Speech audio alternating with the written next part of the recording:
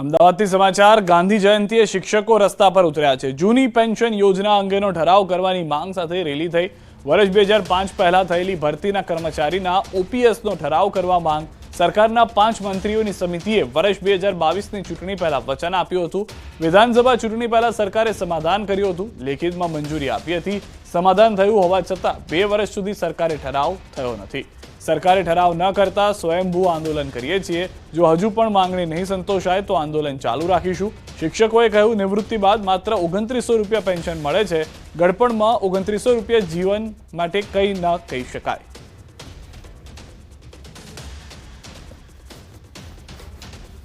બધા મંત્રીઓની કમિટી મળી અને અમારા સંગઠન સાથે સમાધાન કર્યું, બરાબર કે ભાઈ તમારે 1/4/2005 પહેલાંનાને જૂની પેન્શન યોજનામાં સમાવેશ કરવામાં આવશે। તેના જાહેરમાં મીડિયા મિત્રોની સામે અને તેની પ્રેસ નોટમાં પણ આપ્યું અને પેંડા ખવડાવી મોઢા મીઠા કરાવ્યા અને અમારું સમાધાન થયું। ત્યારથી આંદોલન અમે સમેટી લીધું કે ટૂંક જ સમયમાં તમારો ઠરાવ થઈ જશે, પણ આજ સુધી એ ઠરાવને 2022 16/9/2022 2 વર્ષ જેવો સમય થઈ ગયો। સ્વયંભૂ માહોલ એવો ઊભો થયો છે કે સ્વયંભૂ શિક્ષકો હવે રોડ ઉપર આવી ગયા છે। તેની જે સહન શક્તિ હોય એની હદ હવે પૂરી થઈ ગઈ છે। એટલે થોડા સમય પહેલાં વિધાનસભા ઘેરાવનો પ્રયત્ન કર્યો હતો, પણ આજે આમાં કોઈ આગેવાન નથી, આમાં કોઈ નેતા નથી। આ સ્વયંભૂ આવેલા બધા છે અને ગાંધી ચિંધા માર્ગે અમે આજે પદયાત્રા અને આંદોલનની એક નવી શરૂઆત કરીએ છીએ। બહારથી મરી મસાલા ખરીદતા પહેલા ચેક જરૂર કરી લેજો। રાજ્યમાં ભેળસેળિયાઓ બન્યા છે બેફામ। કાળા મરીમાં ભેળસેળ કરીને વેચાણ કરતા હોવાનો પર્દાફાશ। ખેડા જિલ્લામાંથી ઝડપાયો છે અખાદ્ય મરીનો જથ્થો। નડિયાદના ઢબાણ ભાડિયા વિસ્તારમાં કરાઈ છે રેડ। મેસર્સ જય અંબે સ્પાઇસીસમાંથી મળ્યો છે અખાદ્ય જથ્થો। આશરે 9 લાખનો 2600 કિલો જથ્થો કરાયો છે જપ્ત। ગાંધીનગર ફૂડ એન્ડ ડ્રગ્સ વિભાગની બાતમીના આધારે કાર્યવાહી। ફૂડ એન્ડ ડ્રગ્સ વિભાગ દ્વારા કાળા મરી, સ્ટાર્ચ પાવડર, ઓઇલ અને ગુંદર પાવડરનો જથ્થો જપ્ત કરાયો। એફએસએસઆઈનું લાયસન્સ પણ ન હોવાનું આવ્યું છે સામે। મરીના સેમ્પલ લઈ ચકાસણી માટે મોકલાયા।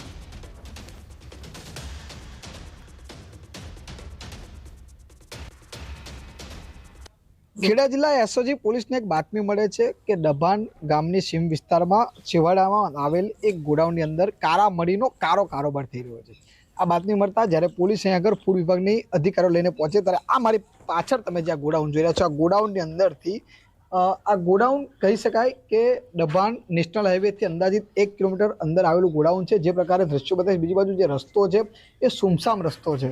કહી શકાય કે આગળ ગાડી લઈને આવવું હોય તો પણ મુશ્કેલી પડી છે તેવી જગ્યાની અંદર આ ગોડાઉન બનાવ્યું હતું અને આ ગોડાઉનની અંદર કાળા મરીનો કારોબાર કરતો હતો। વાત કરવામાં આવે જ્યારે ફૂડ વિભાગના અધિકારીઓ આગળ દરોડા કરે છે તે દરમિયાન ગોડાઉનમાંથી black pepper loose, mustard powder, black pepper loose, oil loose, ગુંદા પાવડર આ સમગ્ર જે સામગ્રી છે તે મળી આવે છે।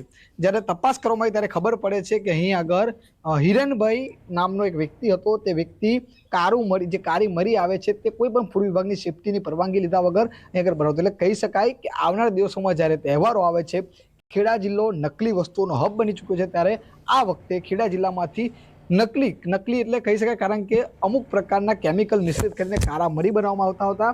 આ સમગ્ર બાબતે અત્યારે પોલીસ દ્વારા ફૂડ વિભાગને જાણ કરી હતી। ફૂડ વિભાગ દ્વારા અંદાજિત 2500 કિલોથી વધુનો જથ્થો, 9 લાખથી વધુનો કિંમત જથ્થો અત્યારે સીઝ કરી માટે રિપોર્ટ માટે મોકલી આપવામાં આવે છે। પરંતુ ખેડા જિલ્લાની અંદર આવા કેટલાક કારોબાર પણ હજુ પણ ચાલી રહ્યા છે, પરંતુ ફૂડ વિભાગ શું કાર્યવાહી કરે છે તે હવે જોવું રહ્યું છે। ઉમંગ પટેલ, ન્યૂઝ 18 ગુજરાતી, ડભાણ, ખેડા।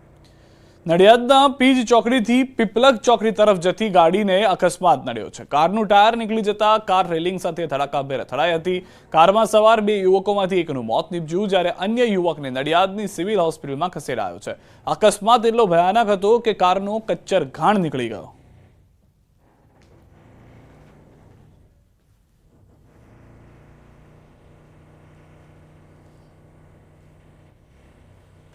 વલસાડના પારડી નજીક અમદાવાદ મુંબઈ નેશનલ હાઈવે પર પૂર ઝડપે દોડતી કાર અચાનક પલટી ગઈ।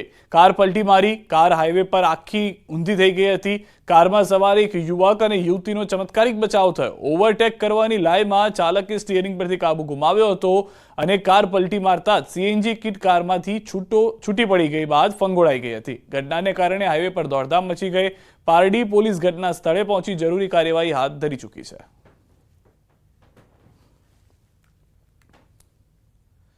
બોલિવૂડ અભિનેતા સલમાન ખાનની કંપનીને ફર્મના નામે ઠગાઈના પ્રયાસનો મામલો સામે આવ્યો છે. સુરતમાં પાણીપુરી બનાવતી જલપુરી કંપનીના માલિકને નોટિસ ફટકારી 15 કરોડની માંગણી કરાઈ. જલપુરી કંપનીએ સોશિયલ મીડિયા પર મૂકેલી જાહેરાતમાં અભિનેતાનો ફોટો ગેરકાયદે ઉપયોગ કરવાને લઈને નોટિસ પાઠવી અને કરોડો રૂપિયાની માંગણી કરી. જોકે સાયબર ક્રાઇમમાં ફરિયાદમાં કંપનીનો મધ્યસ્થી કન્સલ્ટન્ટ જ આરોપી નીકળ્યો.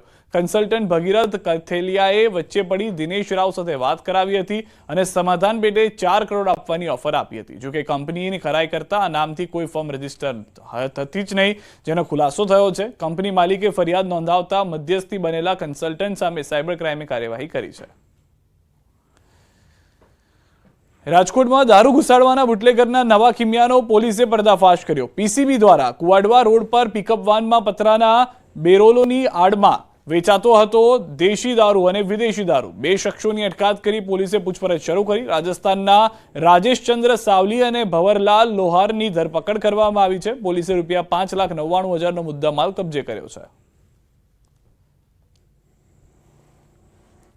પાટણના રાધનપુર તાલુકાને અલગ જિલ્લો બનાવવાની માંગ તેજ બની છે. ધારાસભ્ય લવિંગજી અને પૂર્વ ધારાસભ્ય રઘુ દેસાઈએ મુખ્યમંત્રીને પત્ર લખ્યા બાદ હવે શહેરીજનોએ સહી ઝુંબેશ શરૂ કરી છે. મારો જિલ્લો રાધનપુર જિલ્લો અને રાધનપુરને જિલ્લો બનાવવા અમારું સમર્થન સૂત્ર સાથે આ ઝુંબેશ શરૂ કરાઈ છે.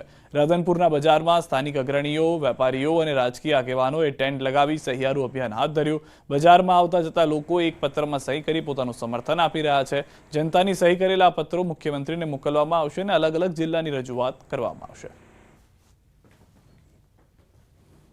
રાધનપુર એક જંકશન છે, રેલવેથી જોડાયેલું છે. ઘણી બધી ઉદ્યોગો માટે રો મટીરિયલ પણ અહીંથી ઉપલબ્ધ થાય છે.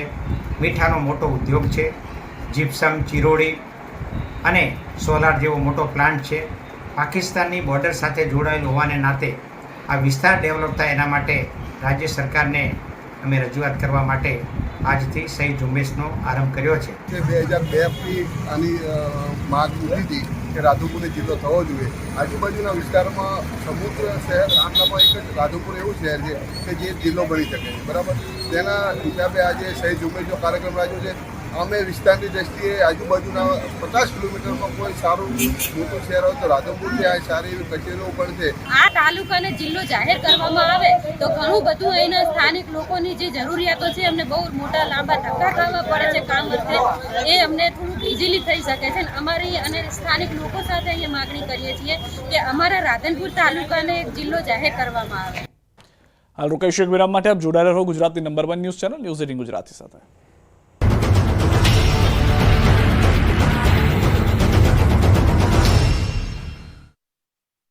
સિંગલ યુઝ પ્લાસ્ટિક હેલિકોપ્ટરમાં બેસાડીને એને ત્યાં હમણાં ઇન્ડિયન એમ્બેસીમાં લઈ ગયા છે. ઇન્ડિયન એમ્બેસીમાં ત્યાં ફ્રેશ થશે, એમનું ચેકઅપ થશે અને જે સુવિધા ઉપલબ્ધ કરાવવાનું કામ છે બધું આપણે ઇન્ડિયન એમ્બેસી કરશે અને પછી એ લોકો બધા લોકો આપણા સુરક્ષિત અને સફળ રીતે આપણા ભારત પહોંચવાના છે. આપણા પ્રવૃત્તિ પાણી ફ્લો છે.